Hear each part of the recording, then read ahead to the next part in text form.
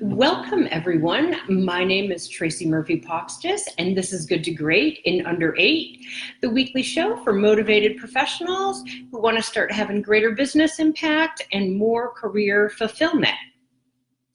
So guys, did you know one of the most important factors linked to both individual and team performance is having a sense of trust?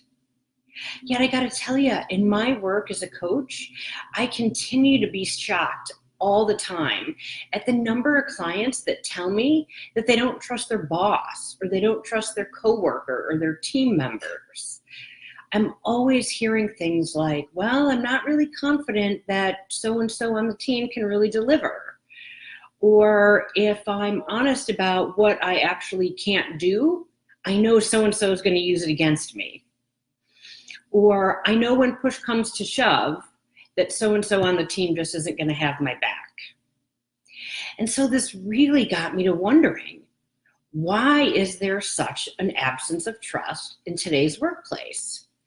I mean, really, we all know that logically, right, without trust, communication, cooperation, and the best outcomes aren't possible, right? But trust continues to be an issue.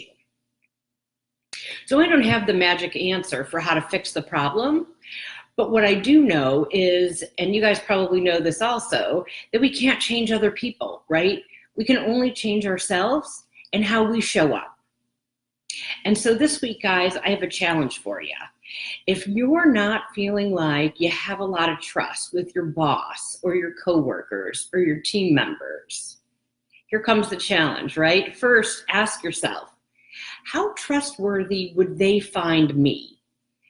And rate yourself on a scale here of 1 to 10, with 10 being they would trust me no matter what, all the time, and 1 being they wouldn't find me trustworthy at all. And as you're thinking about this question, really reflect on your past behavior, right? Think about those times when you engaged with those individuals. And really reflect back on the messages and the behaviors that you exhibited. And take a hard look and ask, were these messages and behaviors that really warranted someone else to trust me? And then once you have your number and you feel comfortable with it, the next part of the challenge is to figure out, well, how do I elevate it, right? How do I make myself even more trustworthy? Right? Because the more trustworthy we can become, the easier it's going to be for others to follow suit, right? Because we made it feel safe for them. And so as you think about elevating your own trustworthiness, there's 3 additional questions you can ask yourself. First, how and where can you become more humble and more vulnerable, right? So this is all about sharing more about yourself.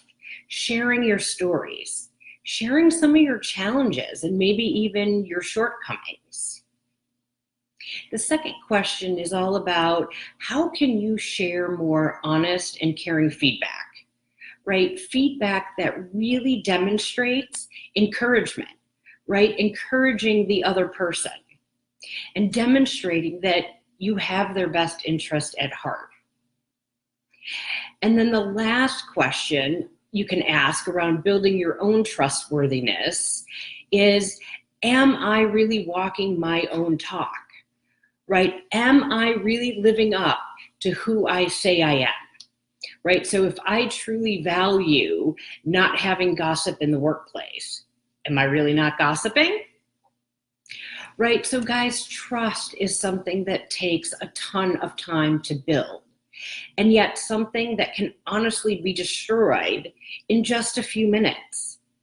So be careful. Really make sure you're doing everything you can to build trust, because the more trust that you build, the more solid the relationship and the better the business outcome.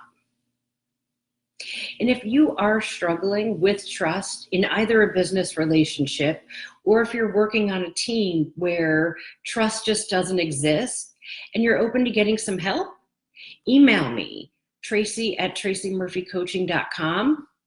I'll reach back out to you and we'll get a conversation started. So guys, that is it for today. Have a fantastic week, and I will see you next time.